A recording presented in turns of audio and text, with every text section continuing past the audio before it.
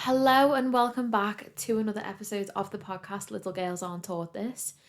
If you're new around here, welcome to my space. I am Lydia and I am a somatic psychotherapist, and I do trauma-informed somatic work with women to help them come back home to their bodies so they find safety and connection. The things that I'm super passionate about in my work is helping women to heal trauma, helping women to connect back to their bodies so they feel safe. You know, whether a lot of that is around identity that they have, self-identity, sexual shame, body image, trauma. For me, that is really the thing that I am passionate about, and that is, you know, what I love to do in my work, and that is something that I am embodying going forward. So if you're new, welcome. That was like a little introduction to who I am. The somatic work just feels so good. And yeah, I would just say like this direction, I think I'm just embodying it so much and I love it. So to say that new introduction, I'm just like, yay! It feels so nice to just do these things that feel so good in my body.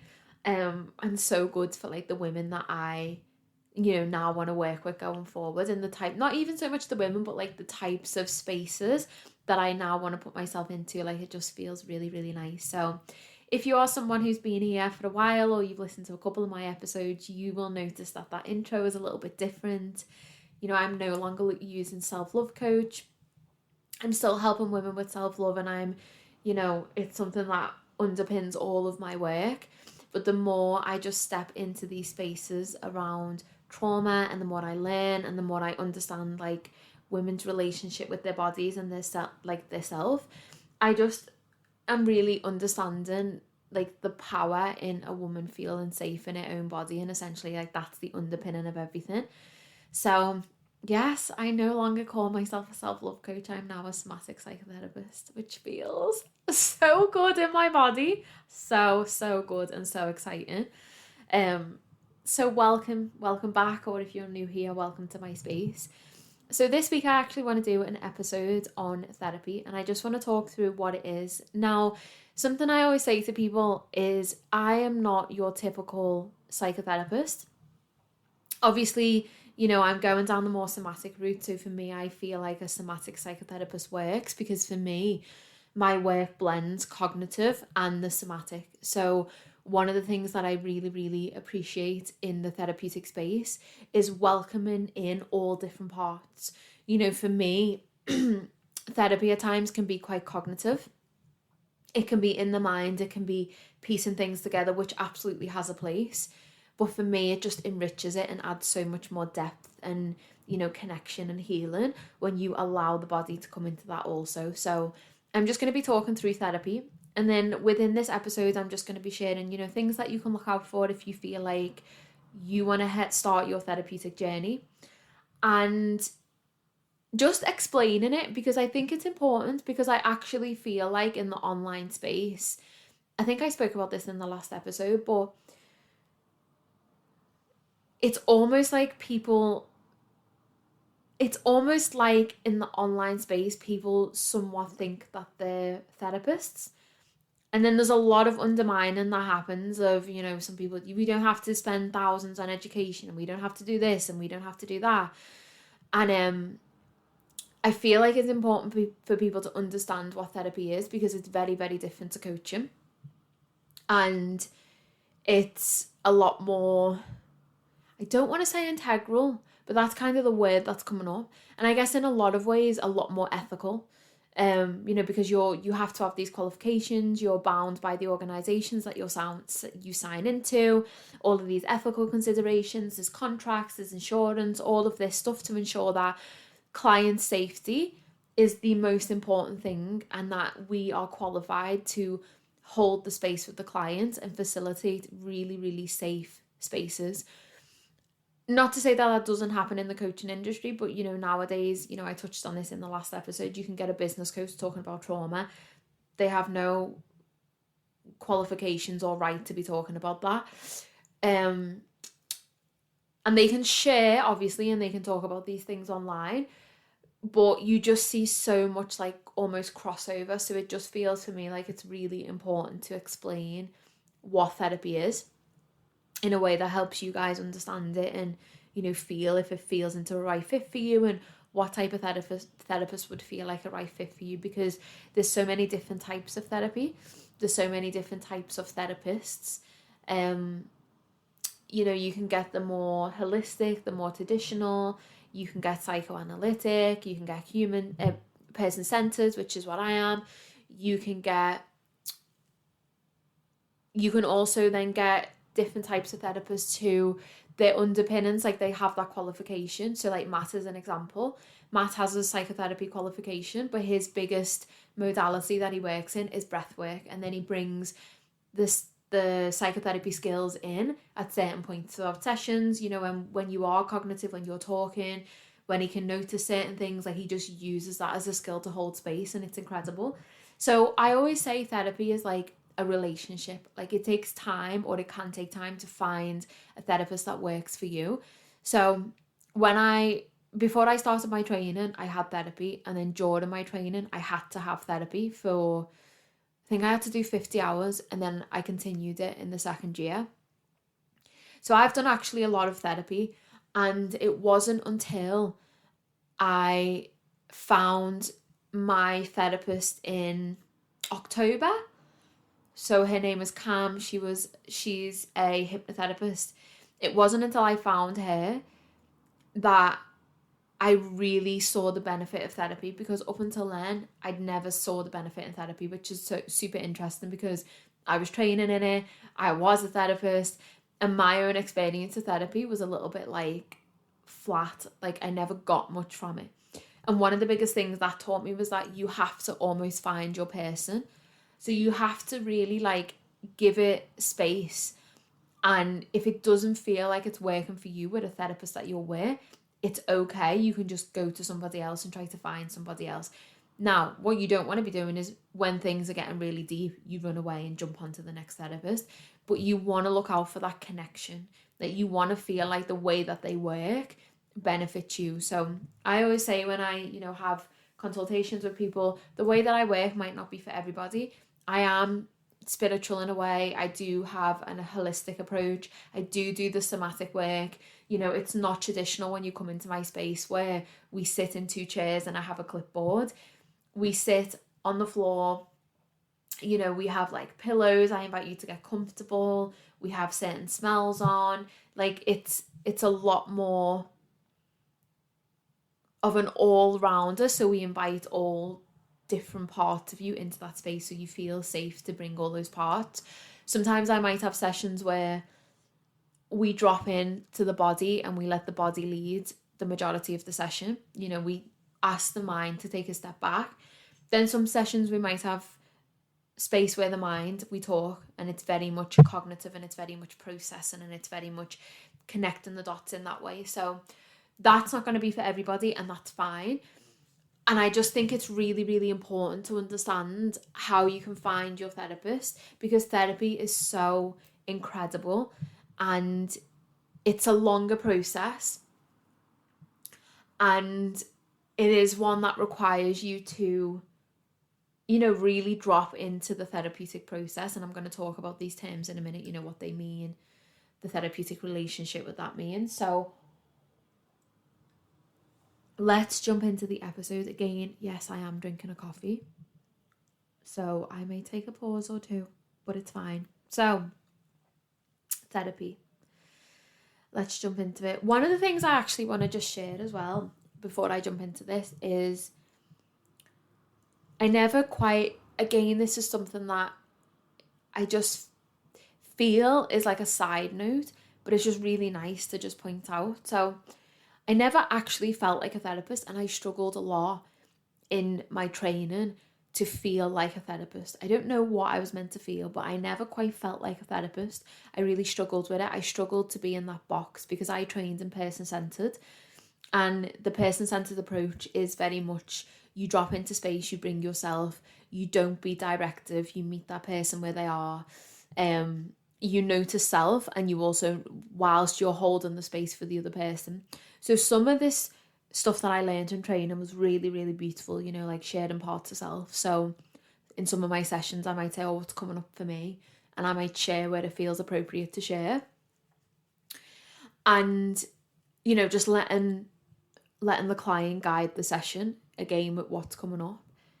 But then there was also some other things that I really struggled with, like the non-directiveness, being in training and not asking questions, and there was just so much that came up, and I remember feeling like I didn't know where my place was as a therapist, and I really struggled with that. It almost seems like over the past few months, and the more I lean into what it is that I want to do, and I follow things that make me feel good, and honestly, ever since the retreat, ever since I decided that like I don't want to be in the coaching space anymore, and I fully almost give myself permission to lean into that psychotherapist role, it all just feels like it's starting to fall into place.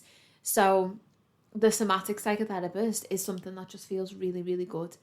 And I guess one of the reasons why I wanted to mention that is because it just shows again, doesn't it, that, sometimes we feel like we don't belong somewhere, or sometimes we feel like it's not for us, or sometimes we question ourselves or doubt our ability. But actually, if you just keep following those breadcrumbs and you just keep showing up for yourself and you just be curious, that's the most important thing. You just be curious on your own journey. If something doesn't feel right, that's okay. Maybe it did feel right at one point, but now it doesn't. It's okay for you to change your direction. And the more you listen to yourself and the more you just keep being curious, the closer you're going to get to things falling into place. And then it's only literally when I had a session with Matt on Monday last week, he said to me, he was just giving me some feedback around, my Instagram and some coachy language, and even just having a conversation around self-love. And that just really, really give me space to reflect and feel into things. And I was like, oh, I don't want to use that anymore. Like, what feels good for me? And it was the somatic psychotherapist. So, you just have the conversations with people that get you to think. Have those conversations, get the feedback of people that allows you to go away and then reflect on your own journey, or reflect on your own practice or your career, anything in your life. If you're around those people that inspire that thought process and that space where you can come inward and really connect to what it is that you want and take that feedback on board, you're eventually one day going to feel like everything's just kind of slotting into place. So that was a little side note, but I just felt like I wanted to share that because one of the things that I really like to be in these episodes is transparent about my journey and authentic about my journey as well, because it just almost allows you to see that life is not linear, progression is not linear, success is not linear. It's a road. It's a windy road. It's an up and down. It's a back and forth. It's one door closes and then you feel like no others are going to open, and then one day the right door opens for you. So it's just in sharing that, I hope to inspire, and I hope to just almost give a sense of knowing that it's going to come together.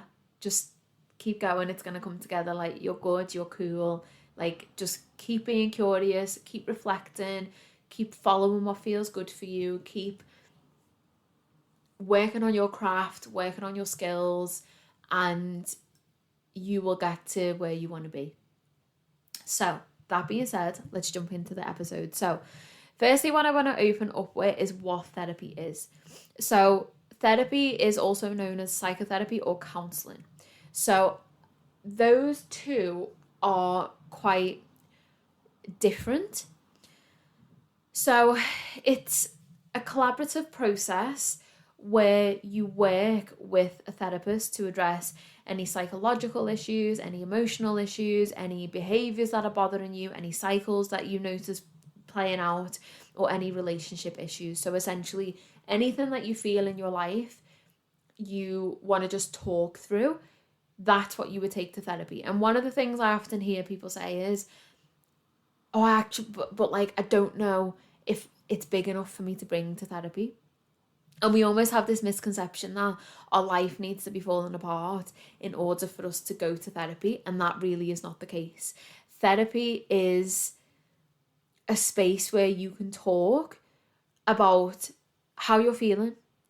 It's that space that you have where you can just say, this is what's happening in my head. This is how I feel.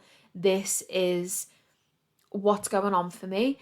And I just want a space to come and talk about it. I don't want to talk to people around me, or maybe you can't talk to people around you, or even you notice that there's some thoughts playing out and you're curious around why those thoughts are there. It doesn't have to be that big my life is chaotic, I'm at rock bottom reason why you go to therapy. So psychotherapy and counselling is used quite interchangeably. So you might hear some people say therapy and counselling and refer to the same thing. You might follow people on Instagram who use those two words to describe what they do. Me personally, I never say I'm a counsellor. I never say I do counselling. So psychotherapy it's a deeper process. So what psychotherapy is it's more in depth in terms of where you go to and the things that you address. So for me in particular, just to pull on my qualification, I'm the highest level trained that you can be in the UK. However, people can be counsellors and only have done level 1, 2, 3. I don't know the ins and outs of levels of counselling, but I know that you can do certain levels, and at different levels you can hold different space for people. So you could get somebody who's a counsellor and they've gone and done level 2 in counselling. Whereas with my qualification, because it was the highest, that's why it was 2 years, and there was all these rules in place and all of these different things that we had to do. But it means now, unless I want to go into specific training, there's no other qualification that you can do to get higher as a psychotherapist. So they're just two differences as well. So often what you will see, or this is my understanding, is people who are trained in psychotherapy, they've done a lot more training. Usually it's longer, usually it's more in depth. That's not taking anything away from counsellors at all, because again, I don't know their process. They still hold incredible space. They still get really amazing results in terms of helping people understand themselves. All I know is the perspective of psychotherapy, and that is the difference between the two. So when you go to psychotherapy, you usually explore deeper rooted emotional patterns. So, childhood experiences, any ACEs, which are adverse childhood experiences. So things that can relate to certain dysfunctional traits you might see in yourself now. So maybe how you attach to people, maybe, how you view your caregivers, maybe any patterns that are playing out in terms of things that you saw, generational patterns that you saw playing out, any unconscious processes that you have that are playing out, and you may notice them on the surface. So counselling, on the other hand, tends to focus on specific issues or challenges, and it provides guidance, support, and it's quite practical in terms of the solutions that it can give to individuals to cope with everyday problems. So that's where you kind of see the difference between the two. So psychotherapy is the deep-rooted stuff around your humanness. Counselling is usually more the issues that are impacting you, and it can be more solution focused. Whereas when you come into a session with me, we won't necessarily be looking at solutions. We'll be looking at you understanding self. How can you process that? And then how can we start to make changes in maybe the behaviors that you display, maybe the ways that you think, what tools, techniques, how can you resource yourself so then you can start to change these cognitive processes that are playing out in your life, which then impacts your behavior, how you connect, all of these other different things. Again, the intensity and duration. So psychotherapy is often longer term. So the therapeutic journey can take longer. And this is one of the other things I do say with therapy, is that you don't just drop in and within 3 sessions, your whole life is turned upside down. So I also always say to people, you're coming into this space to unravel maybe years of automatic behaviors that you've done for so long. You can't expect to unravel that in 5 hours. You can't expect to undo all that in even 2 months. 1 session a week for 8 weeks, when there's years. And it's just really understanding you know, that process, because if you come into psychotherapy, often it can be a lot more complex. But and again, when we say complex, you know, we're not talking about even like big, huge traumas. So then, like, an example I would use is if you've got anxiety, you might go to counselling, and you might go to a CBD counselling. You might have 8 sessions, and that gives you a resource that you can take away to help with your anxiety. If you come to psychotherapy with anxiety, I'd want to get curious around the root of that. So I'd explore that. You know, what is it that's triggering that anxiety? And we'd take sessions to explore that. And then that's where we'd get to more of the complex issues around, like, maybe your upbringing, maybe relationships, like whatever it was that was linking to that anxiety, maybe self-image, trauma, body image. So that's kind of an example of the two differences. And again, like I said, training and specialization. So typically psychotherapists go through a lot more training, and there are specific approaches in psychotherapy. So, you know, you have your psychodynamic, you have your cognitive, which is your CBT, you have your humanistic, and all of these different things are like what make a therapist very different in terms of their approach, how they hold space, what they do, you know, their outlook on things. So you could go to somebody with body image issues, somebody who's trained in a specific modality might get curious around your childhood and might want to explore, does any of this link from childhood? Somebody who's trained in a different modality might look at it from the perspective of, I don't know, let's say trauma or sexual shame.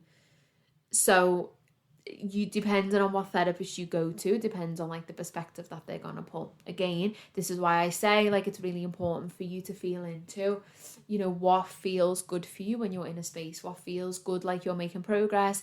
If there's certain things that you don't like in terms of the approach your therapist has, it's your process, so it's so important that you use your voice and you really feel like the type of therapy that you're doing is working for you.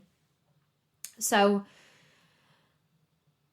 yeah, that was an interesting, actually, that was an interesting little insight into the differences, and I have never actually thought about those differences, but I guess it's really important to just mention it because it's interesting that I've never thought about the difference. Yeah, I don't like being called a counsellor. I just don't like that at all. And again, it's nothing towards counsellors, but it's just something that doesn't resonate for me when I'm called a counsellor. So yeah, it's just interesting that came up. So again, the goal of therapy is just to support, give guidance and tools that help you navigate challenges, that promote personal growth, enhance well-being, and your overall mental health. So therapists can utilize various techniques like we've just spoke about and approaches tailored to your specific needs, you know, the individual or the group, and how those techniques and how those perspectives can just really help foster self-exploration, insight on yourself, your development of your coping strategies. So when I was talking before about resourcing, that is what resourcing is. It's you having those coping strategies to help you if you ever get triggered again, or, you know, you ever find yourself in a situation where patterns re-emerge or things play out. I think one of the other things that, I don't know if this has come more so from the online space, is this notion of healing, like it being done and finished, and that's actually not the truth. Like, you can go to therapy and have certain triggers, and those triggers might never go away, but what you reduce is the impact they have and the level of instability and internal like chaos they cause. So you could still have the same trigger after you've been to therapy and you've explored it, but actually you have that inner ability to resource yourself and manage, which means your triggers don't get to the point of consistently dysregulating your nervous system, you know, pushing you right up into that red zone. If you've listened to my past episodes on nervous systems, you'll understand what I mean by that. So these triggers don't have the potential or the power anymore to fully take over your cognitive processing, or even, you know, your nervous system within your body. So if we're thinking about those multi-layered parts of self, they don't have the ability to completely overwhelm that. What will happen is if you go to therapy, you may still have the same trigger, but those resources mean that you catch that trigger at a point where you're able to gain control. You're able to keep your nervous system at a regulated state, or maybe you just spike a little bit, but you're able to bring yourself back down into that green zone. You're able to self-regulate. And then in turn of noticing that trigger, what you're able to do is you're able to look at the external causes of what maybe triggered that. And you're able to either speak your truth, you're able to articulate a boundary, you're able to change something, you're able to be there to self-resource, to ensure that you're putting your needs first and you're coming from a space of like continued growth and love and safety. So again, that's another thing that's like really important when it comes to therapy, is just understanding that different sides as well, because I think often we just expect all of our shit to go, and I just think that's so unrealistic. And I think from working with people in a therapeutic space, from, you know, my own journey with therapy, it's just realizing that some things, they just are a part of self. And I spoke about this recently on my Instagram story where I was talking about that backwards forward analogy, and I think it's a really beautiful analogy. And I think actually this is what a beautiful analogy to explain the benefit of therapy and what therapy gives you. So when we look at backwards forwards, let's imagine that you go into therapy and you have complex issues around your body image, okay? So let's say that most of your life, those complex things with your body, your behaviors, your thought processes, all of these different things, these manifestations, they're at the forefront. And then in going to therapy and exploring that, what happens is they come to the backward, and at the forefront now is this other version of you. It's still you, you know, you still have these parts of self where those experiences exist that you've been through, those perceptions maybe exist, those triggers exist around body, around self. But what happens is through therapy, through that resourcing, you know, through that growth that you've done, through that self-exploration and insight that you now have, that self-awareness, this other version, we'll call it, this other version of you is at the forefront. You know, you have that positive reinforcement. You no longer do those automatic processes or behaviours. You're a lot more kinder, you have more self-worth, you have more self-love, you're more connected to your body. So what we have now is a shift where that version of you that you brought into therapy is at the background. Now, let's say you're going about your life and something triggers you around body image.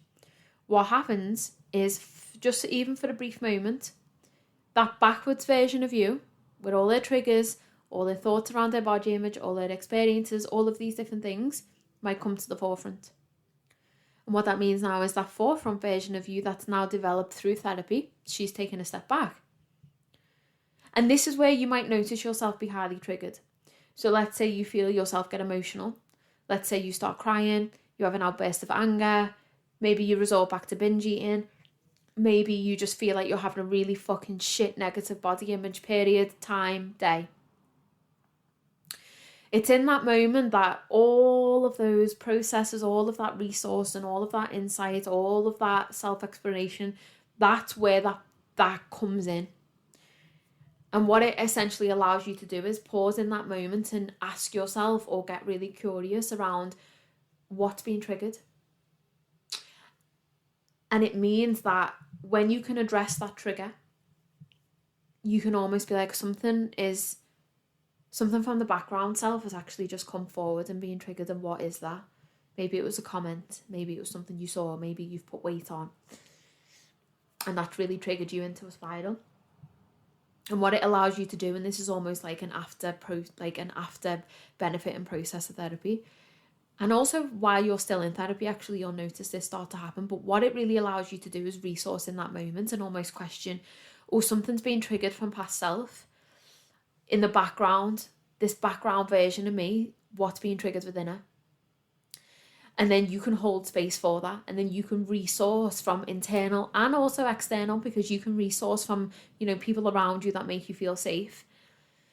But the idea, what you want to be doing in therapy, is getting that internal resource for you to be able to feel safe, for you to come back into connection, for you to connect back to your body, for you to be able to rationally process, for you to be curious and almost like make sense of what's going on, for you to process that emotion as well.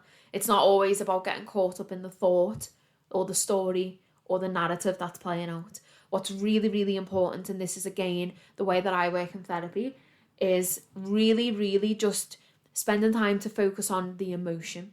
Because as soon as we get caught up in the story, we spiral. And we pull up into the cognitive. And what's actually really, really important when you're processing, again, this is something that therapy gives you, is that ability to be able to drop down into your body and notice the emotion. Because when you notice that, you can resource, you can give yourself what you need in order to process that emotion. And then what you can actually do is release that and move forward. And then what happens is that backward forward thing happens again, where that new forward version of you is operating at the front, and then we have this backward version. So it's not about getting rid of experiences. And I think this is especially important if we're talking about things to do with trauma. We're talking about really complex issues. Maybe we're talking about some things to do with family. There are going to be times where we're triggered, and that's absolutely fine. That's okay. That is absolutely okay. And it's almost, therapy will give you as well that ability to be self-compassionate.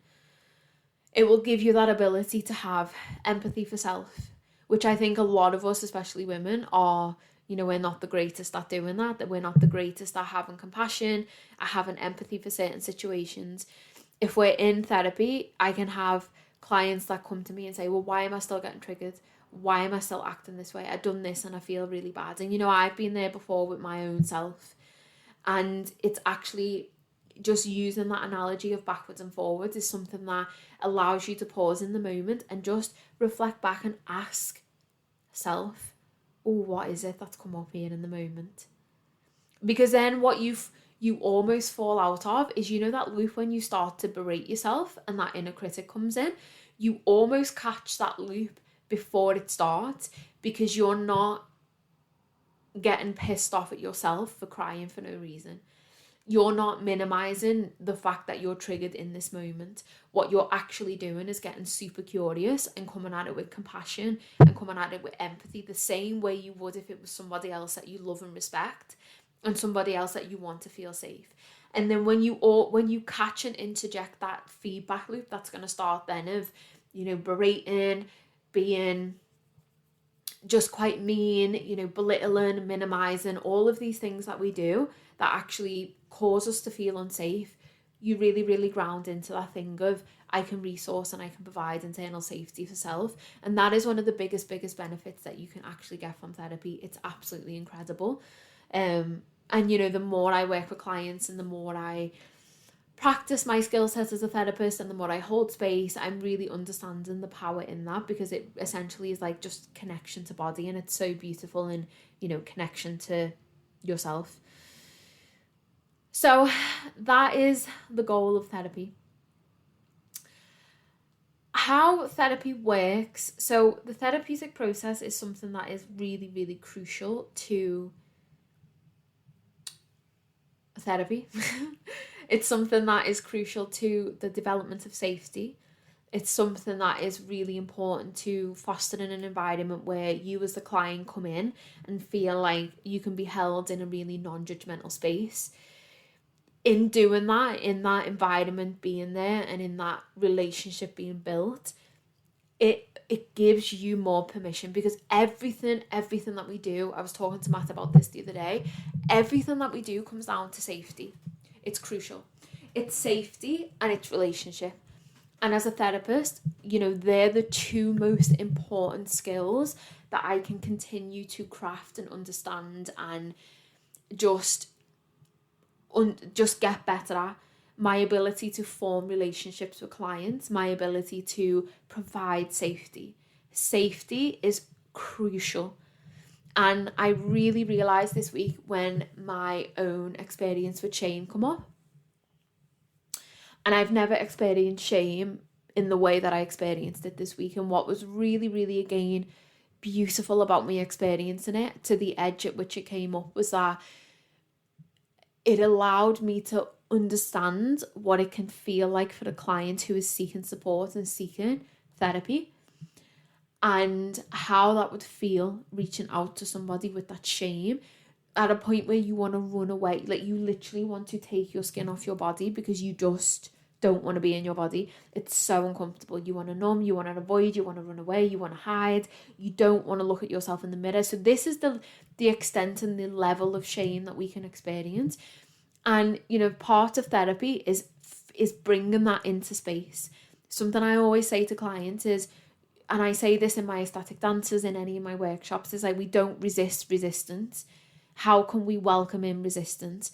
Because whatever we are resisting is an edge, but you have to do that in a space that feels safe. Imagine you didn't feel safe.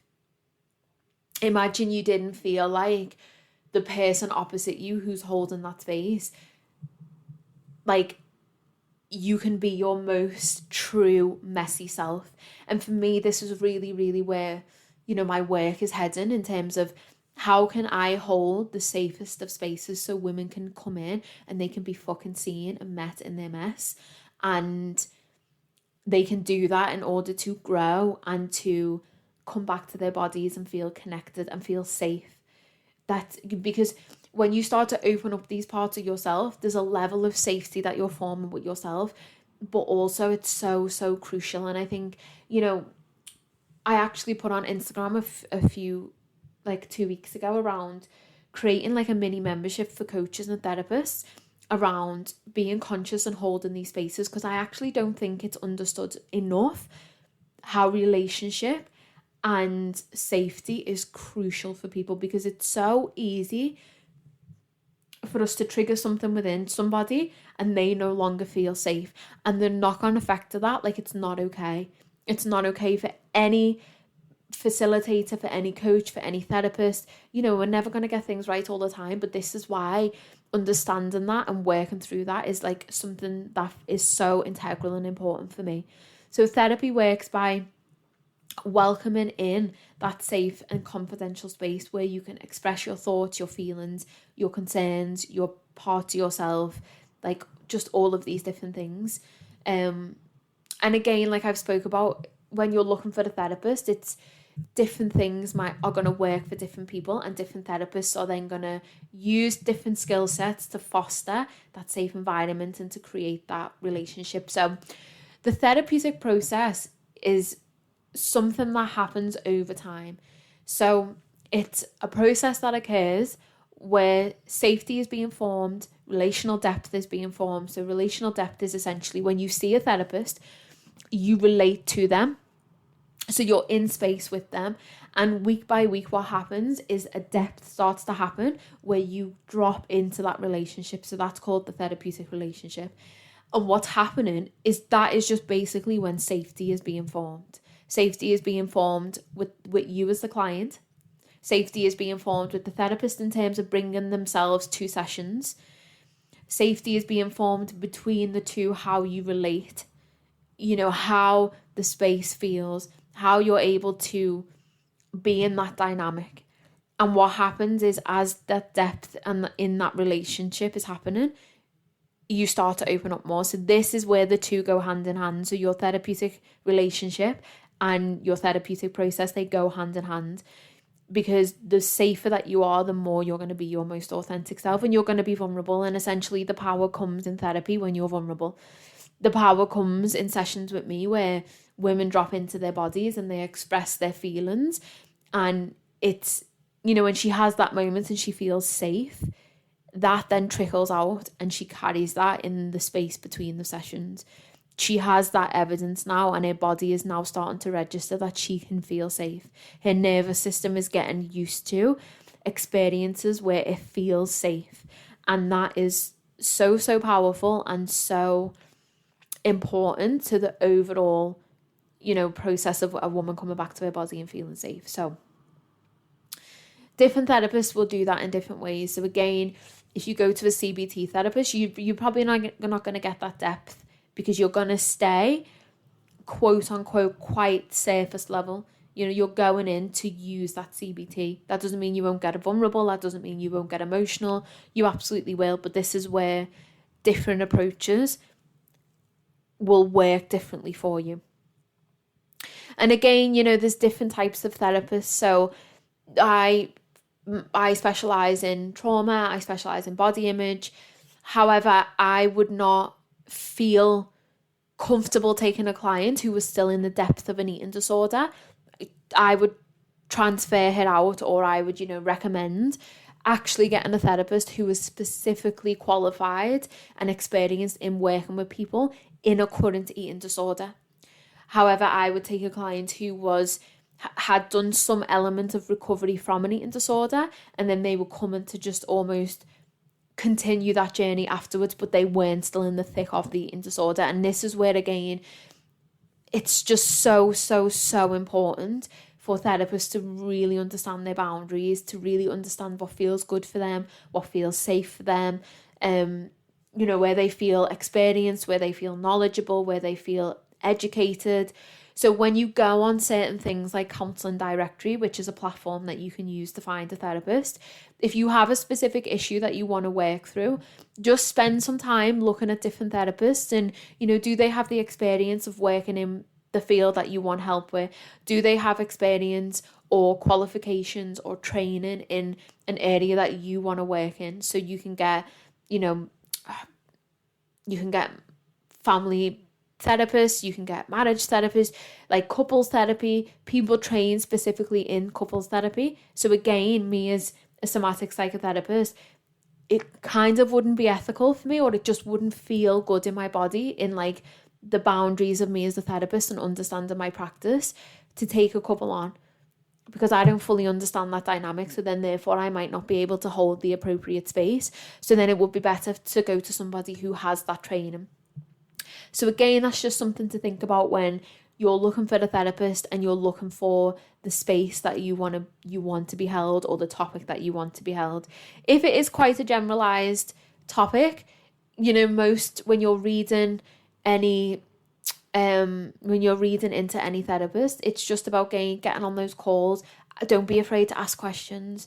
Don't be afraid to get on a call with a therapist and say, you know, what experience do you have of working in this area? How do you practice therapy? Like, what is it that you do? What are you trained in?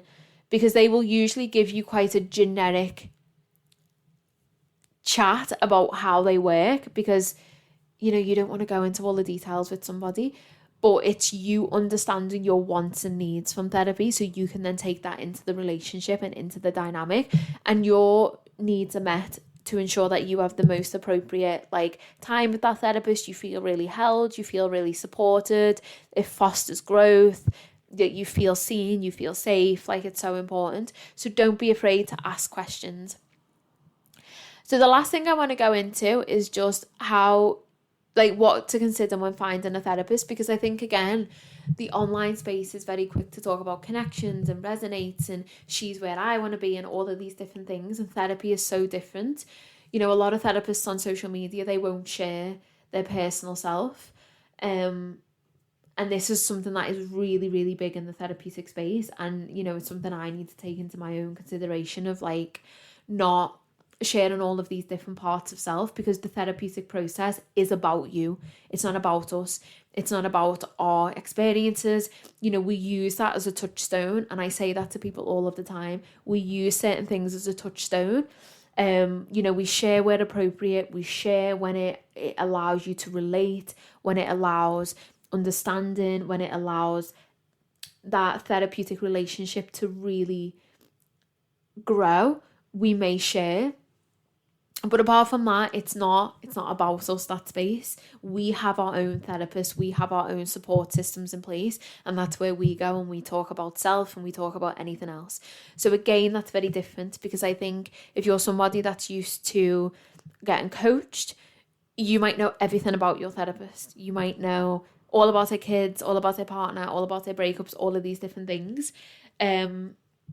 And therapy, some people can actually struggle with that. So again, if you struggle with that, that's fine. That's totally normal. I've had experiences with clients where they've outright asked me, like, what's your experience of this, or how do you feel?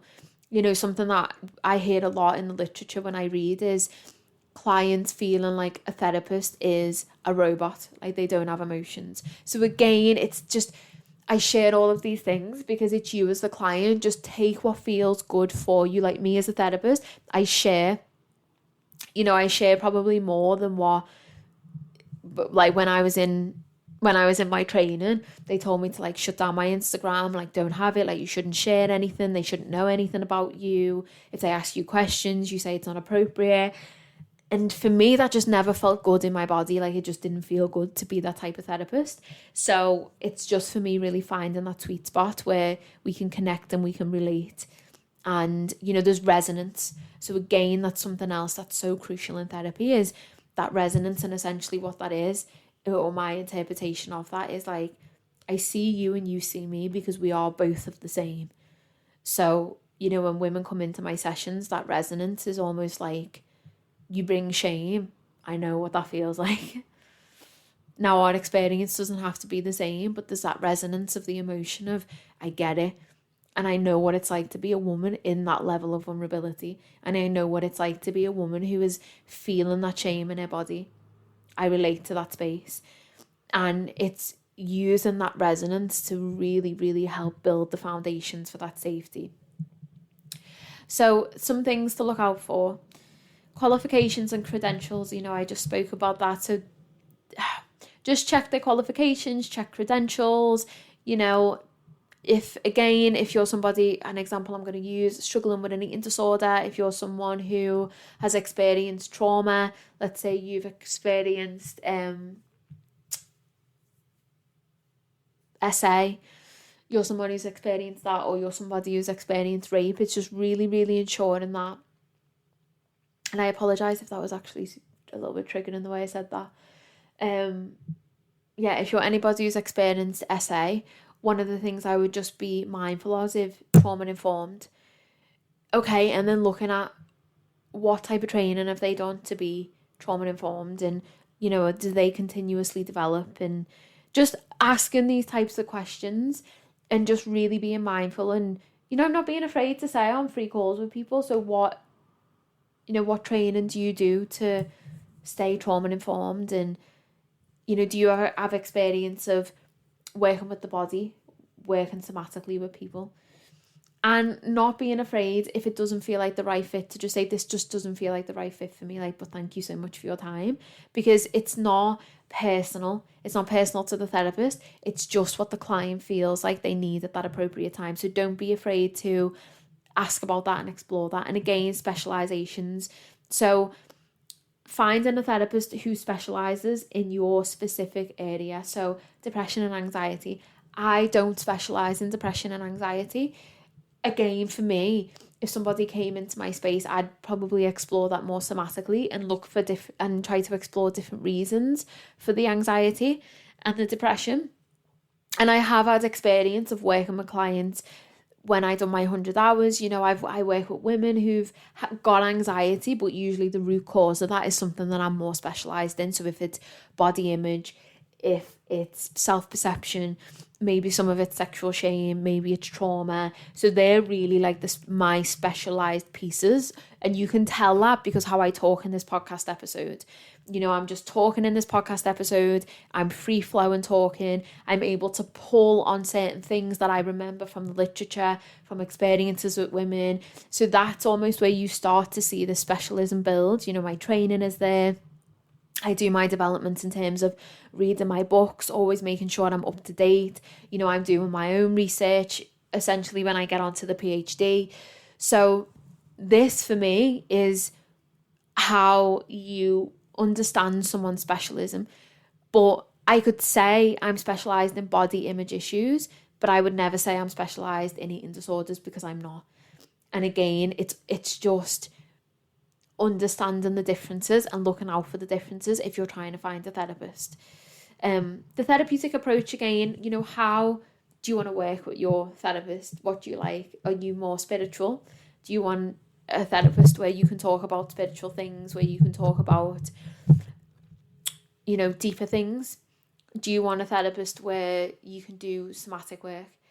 Do you want a therapist where they might be quite traditional? Like, what type of work are you looking for? And whatever feels good for you. And if you don't know, don't be afraid to explore, because there's no harm in doing a free call with a couple of therapists and just seeing which one feels best. Compatibility is another one, feeling comfortable, which is what I've spoken about this whole podcast episode. Like, how can you, like, do they have the same communication style as you? Do they have cultural sensitivity? And do you feel like you can build that rapport? So again, one of the things for me that I want to do on this podcast episode, because it just feels really important for me, is as a therapist, is to understand women from different ethnic backgrounds, like what self-love means for them, what healing means for them. And I always say this, it's like, if a black woman was to come to me and want to work with me around self-love, there'd be part of me that could hold that sensitivity to the culture, but it would be me, an openness of me saying, maybe at certain times in the relationship, can you explain that to me, because I don't, just help me understand your experience a little bit more of, the cultural perspective of that, or, how that feels in your life, in your perspective. And it's always just ensuring we have that awareness of like other cultures, other backgrounds, other perspectives in our awareness, because it really just helps with like the therapeutic journey and process. And for me, this is something big going forward in the podcast that I want to do. I don't want the perspectives that I share in this space to just be white privileged women. And even if it's not just the privilege, it's just like the white perspective of healing, the white perspective of spirituality, the white woman perspective of therapy. It actually feels super, super important and really, really inclusive for us to understand different experiences. So what is self-love to a black woman? What is self-love to a young Muslim woman? Like, all of these different perspectives, because that's where culture comes in and it's so important. So when you're looking for your therapist, it's about how do you feel like they understand your perspective. Even spirituality, if you have quite a closed off therapist and you don't feel like that you could talk about your experiences of spirituality or just anything, even psychedelics, that's something for me. So being able to have a therapist where I can talk about my experiences and my journeys with psychedelics without feeling like I'm being judged. All of these different things are just really, really important.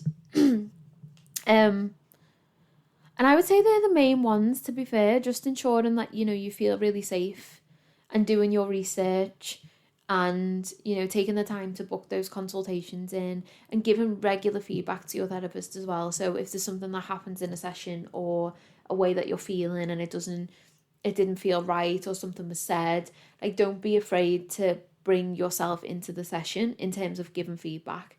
So that's also really important to any growth, and it can be uncomfortable. And, even for me as a therapist, it might be a little bit jarring or uncomfortable. But it's so crucial, because the more I get that feedback, the more I can hold that really, really amazing space. And I was actually reading about this morning in The Body Keeps the Score. I don't know how this ended up being an hour podcast, but here we are. The Body Keeps the Score. And he was saying about, he was working with really traumatized women, and he was in this group therapeutic session, and she was talking about childhood SA. And one of the things he would say to clients to, come at it with that compassion, empathetical, supportive approach as a therapist, is he would almost try and reframe her really catastrophic thinking about self with words like, you're a really nice person, like, you're trying your best. And he actually said it was during a therapeutic session where, the relationship was really built by then. He'd been seeing this woman for a long time, working with this woman, and she turned around and she was like, I have this thing in me that stems from, all my experiences and my trauma, where I never speak my truth and I tend to just people please, especially males in my life. And she was like, actually, when you say those things to me, it makes me feel worse, because I don't feel like you understand me. And it just reconfirms that belief that I have, that you're your perspective is so distorted, no one's ever going to understand you, there's no point seeking support, like this is how it's going to be. And when I read that this morning, I was like, oh my God, that's so true. Because as therapists, you know, sometimes we do things because we want to foster safety, but it could actually have the opposite effect. And what you wouldn't want to do is try to reinforce and help a client week after week by giving positive reinforcement, and it's just making you think that no one understands you. So he said that was like one of the biggest lessons he got in, you know, working with women, and that feedback, even though it was a little bit uncomfortable. So it's like, I just shared that because I literally read it this morning, and I thought I would appreciate it so much if, you know, I'm working with these complex issues around trauma, and even just working with individuals in general, you know you, and the more you bring yourself into the space and the more you tell us, you know, actually that triggers me when you say that, or I don't like when you say that, or I don't like when you do that, or actually this feels really good when you actually say that, or this week I don't feel like sitting on the chair, can we sit on the floor? This week I don't really want to talk. Or even emailing your therapist, would it be possible to just bring some creative materials into session, because I feel really overwhelmed and I'm sick of talking, and I'd love to just explore my process in a way that doesn't require me sitting and talking.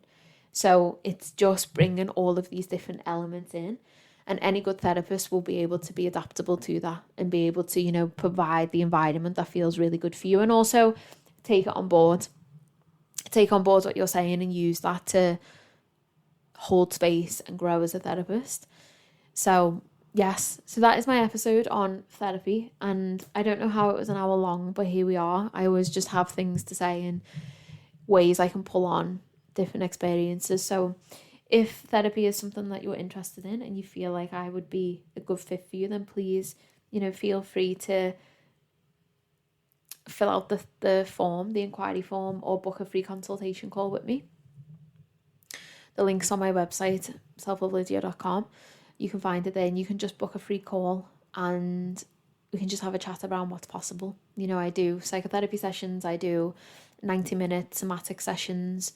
Again, coming away from the word self-love, because I realise for a lot of people actually, the more I understand trauma and the more I understand body connection that women have and perceptions, I just realise, you know, I don't want to put women off before they even give themselves a chance by them thinking that self-love is never a possibility for them. So it's some big changes in terms of like language and awareness and how I'm working. It just all feels really, really, really nice, and I finally feel like I know my space as a therapist and how I work and how I want to work, and, you know, my offerings. So that feels really good. So on that note, I'm gonna go. It's been a pleasure. Thank you for being here, and I shall be back next week with another episode.